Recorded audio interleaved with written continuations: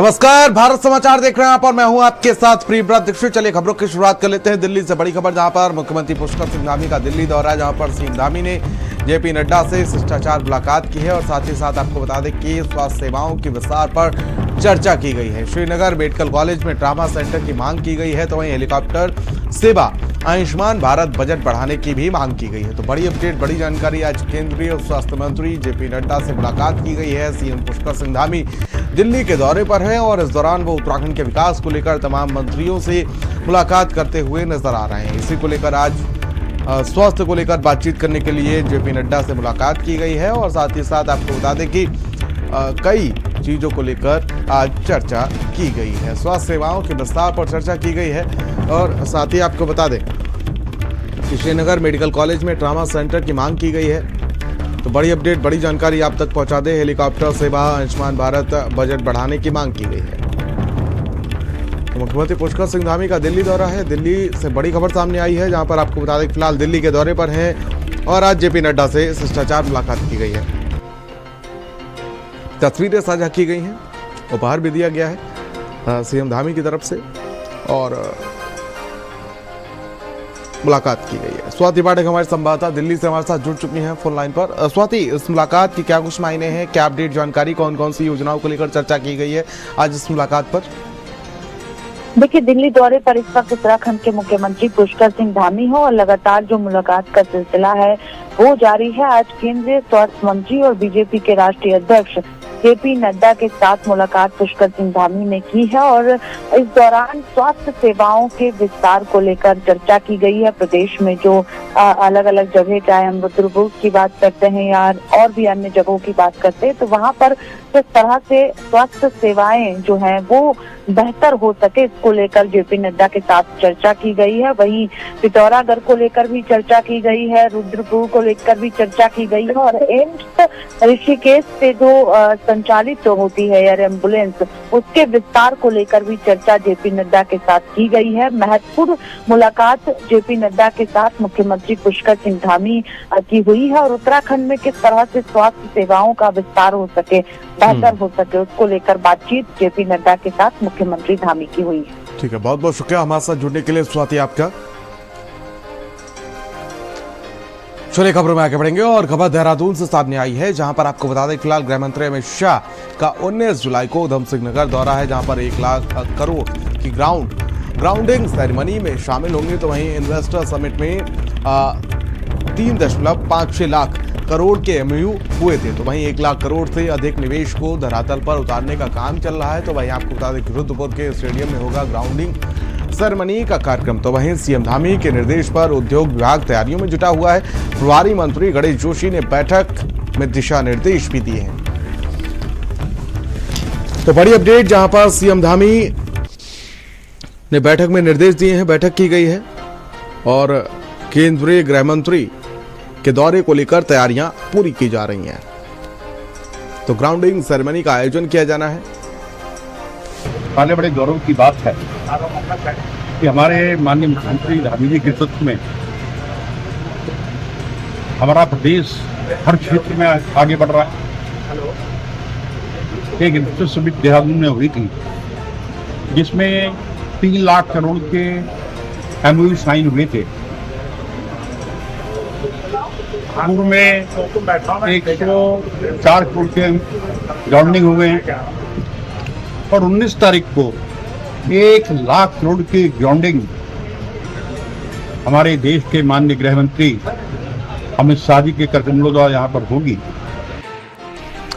उत्तराखंड के मुख्यमंत्री पुष्कर सिंह धामी इन दिनों दिल्ली दौरे पर हैं और अपने दिल्ली दौरे पर सीएम धामी ने पीएम मोदी से मुलाकात की। वहीं इस दौरे को लेकर सियासी गलियारों में कई तरह की चर्चाएं तेज हो गई हैं। कोई इसे केंद्र से बजट मिलने की उम्मीद से जोड़ रहा है तो कोई इसे राजनीतिक दृष्टिकोण से देख रहा है। वहीं इस पर प्रतिक्रिया देते हुए बीजेपी प्रदेश अध्यक्ष महेंद्र भट्ट ने कहा कि जब भी मुख्यमंत्री दिल्ली जाते हैं वे राज्य हित में प्रयास करते ही रहते हैं। देखिए, मुख्यमंत्री जब भी दिल्ली जाते हैं तो राज्य के लिए कुछ न कुछ लेकर ही आते हैं। इस बार भी दिल्ली मंत्रियों से उनकी भेंट हो रही है। मैं कह सकता हूँ बड़ी संख्या में उत्तराखंड के लिए भिन्न भिन्न विभागों की दृष्टिकोण से बजट आएगा और राज्य के विकास में कारगर सिद्ध होगा। खबर देहरादून से, जहां पर नगर निगम देहरादून ने इस वर्ष हाउस टैक्स में बेहतर कार्य किया है। निगम आयुक्त नमामि बंसल ने बताया कि समय समय पर हाउस टैक्स की समीक्षा की जाती है, जिसमें टैक्स की क्या वर्तमान स्थिति है, कितना राजस्व प्राप्त हुआ है, इसका आकलन देखा जाता है। लक्ष्य अनुसार नगर निगम देहरादून द्वारा 25% गृह कर की वसूली का लक्ष्य इस वित्तीय वर्ष में पा लिया गया है। जो प्रॉपर्टी टैक्स कलेक्शन का कार्य है उसमें नगर निगम ने इस वित्तीय वर्ष में 75 करोड़ का लक्ष्य रखा है अपने लिए। और इस बार जो हमारा जीआईएस सर्विस का डेटा कहता है उसमें कई हमारी संपत्तियां हैं लगभग 1,62,000 के करीब, जो कि अभी तक रजिस्टर नहीं हो पाई हैं। तो इनके रजिस्ट्रेशन पर भी नगर निगम लक्ष्य लेकर चल रहा है। और साथ ही साथ जो हमारा पहली तिमाही का कलेक्शन है वो लगभग 22 करोड़ 83 लाख के करीब हुआ है।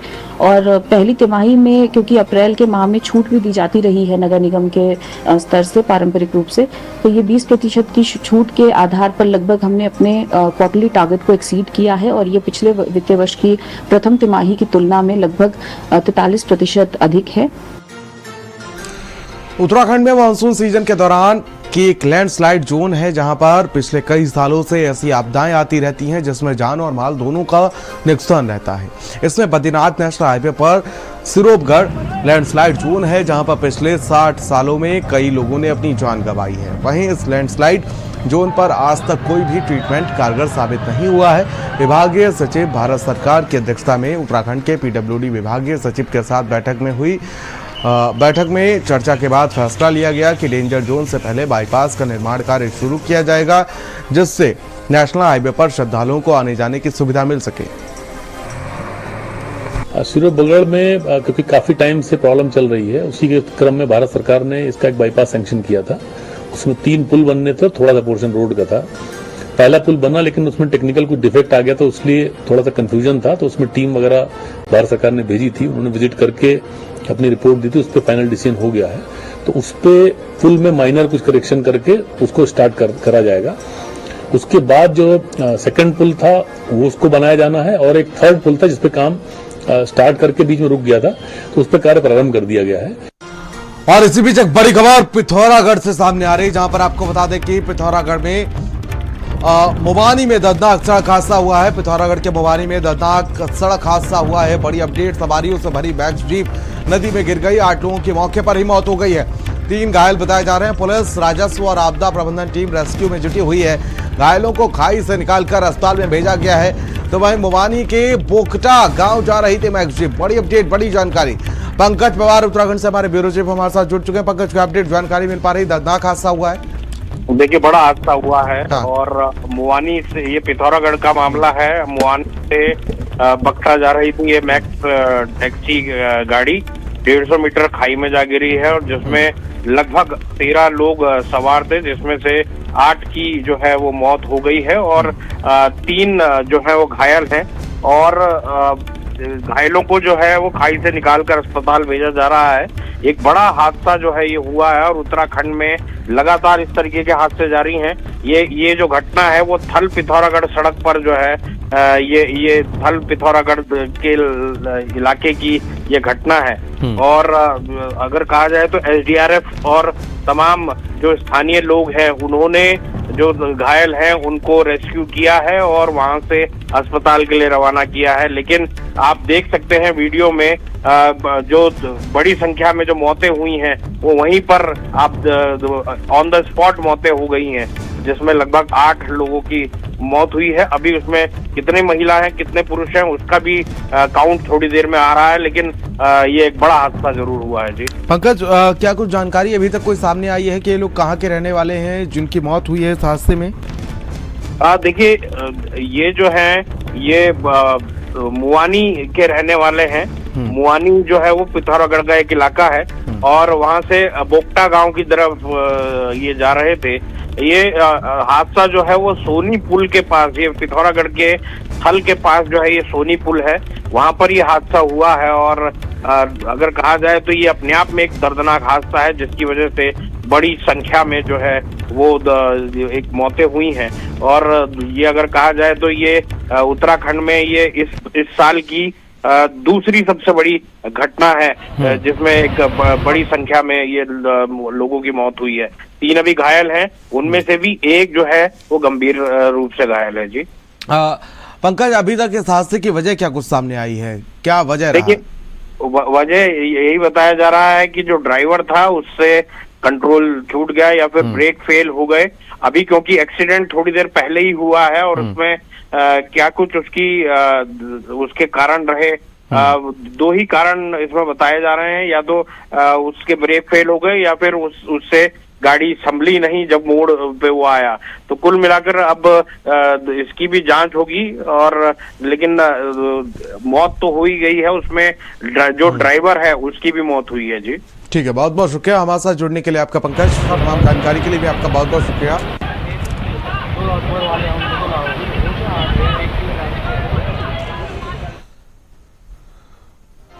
चलिए खबरों में आगे बढ़ेंगे और देहरादून से बड़ी अपडेट, जहां पर त्रिस्तरीय पंचायत चुनाव की तैयारी में जुटी हुई है, पूरा प्रशासन जुटा हुआ है। जहां पर आपको बता दें कि 1361 प्रधान समेत 22,429 निर्विरोध निर्वाचित किए गए हैं। तो वहीं अब मैदान में बचे 32,580 उम्मीदवार, जहां पर आपको बता दें कि फिलहाल कुछ का चयन निर्विरोध तरीके से हुआ है। तो वहीं अब मैदान की बात की जाए, यानी कि अभी जंग में 32,000 के आसपास उम्मीदवार हैं। तो त्रिस्तरीय पंचायत चुनाव को लेकर तैयारियां हैं, लगातार प्रत्याशी अब अपने क्षेत्रों में जाकर जनसंपर्क कर रहे हैं। तो वहीं कुछ के लिए राह आसान हो चुकी है, कुछ को निर्विरोध चुन लिया गया है। अब मैदान में सिर्फ 32,580 उम्मीदवार बचे हुए हैं।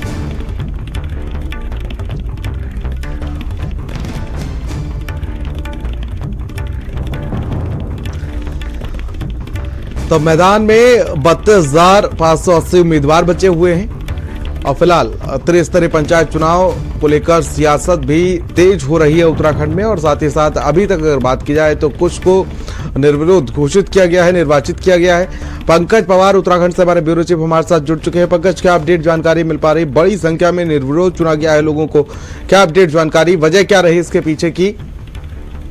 देखिए, एक तो सबसे बड़ी वजह इसमें ये देखने में आ रहा है कि ज्यादातर जो इलाके हैं वहां पर लोगों के बीच आम राय बन गई। तो दूसरा, राजनीतिक दलों में भी, क्योंकि राजनीतिक दल पंचायत चुनाव अपने सिंबल पे करते नहीं है, इसलिए बहुत ज्यादा प्रतिस्पर्धा जो है वो इस दौरान में देखने को नहीं मिली है। तो एक बड़ा आंकड़ा जो है वो आप देख सकते हैं, चाहे प्रधानों में हो, जिला पंचायत में भी लगभग 7 से 8 जगहों पर जो है वो निर्दलीय चुनाव जीत गए। तो एक बड़ा आंकड़ा है ये, लगभग 14 से 15,000 जो जनप्रतिनिधि हैं वो निर्विरोध और उससे जीते गए हैं। तो कुल मिलाकर ये एक अच्छी सोच है, ना किसी का खर्चा, ना किसी को किसी तरीके का लोभ लालच देना। और राजनीतिक दलों में भी अगर इस तरीके की परिचर्चा हो रही है कि निर्विरोध और उनके कार्यकर्ताओं में इस तरीके के फैसले हो रहे हैं, तो ये अपने आप में बेहद महत्वपूर्ण है। और अब बहुत ज्यादा जनप्रतिनिधि रह नहीं गए जिनके चुनाव होने हैं, और 24 तारीख को चुनाव होगा, 30 तारीख को मतगणना होगी, तो उसमें पता चल जाएगा कि कौन जीता कौन हारा जी। ठीक है, बहुत बहुत शुक्रिया पंकज हमारे साथ जुड़ने के लिए, तमाम जानकारी साझा करने के लिए। हरिद्वार से अगली बड़ी खबर सामने आ रही है, जहां पर अंतर्राष्ट्रीय स्पेस सेंटर से पृथ्वी पर लौटे भारत के कैप्टन शुभांशु शुक्ला की सुरक्षित वापसी के लिए धर्मनगरी हरिद्वार में आस्था की विशेष झलक देखने को मिली है। जहां पर अखिल भारतीय अखाड़ा परिषद के अध्यक्ष श्री महंत रविंद्र पुरी महाराज ने हरिद्वार में वैदिक मंत्रोच्चार के साथ दुग्धाभिषेक किया और पूजा अर्चना की। आज 3 बजे हमारे बीच में जो अंतरिक्ष में है हमारे शुभांशु शुक्ला जी वो पृथ्वी पे आ रहे हैं। हमने सुना है अंतरिक्ष है, हम जानते नहीं वहाँ क्या है क्या नहीं है, बल्कि शुभांशु शुक्ला जी जानते हैं, बहुत बड़े साइंटिस्ट है। उनकी पूरी टीम आज पृथ्वी पे लैंड कर रही है। हम भगवान शंकर से विनती करते हैं, प्रार्थना करते हैं वो सकुशल पृथ्वी पे लैंड करें। हमने आज मंसेश्वर महादेव में दुग्ध अभिषेक किया है और भगवान से विनती की है कि वो और उनकी पूरी टीम आज सकुशल पृथ्वी पे लौटे। और खबर देहरादून से सामने आई है, जहां पर प्रदेश में पंचायत चुनाव को लेकर राजनीति तेज है। सभी दल जीत के दावे कर रहे हैं और इसी क्रम में उत्तराखंड महिला कांग्रेस अध्यक्ष ज्योति रौतेला ने बड़ा बयान दिया है। उनके मुताबिक पंचायत चुनाव में कांग्रेस पूरी मजबूती से उतरेगी और साथ ही जीत की प्रबल संभावनाएं हैं। जीत की पूरी संभावना है। पंचायत चुनाव में हमारे जिला अध्यक्ष हैं और कुछ ब्लॉक अध्यक्ष हैं, कार्यकर्ता चुनाव लड़ रही हैं।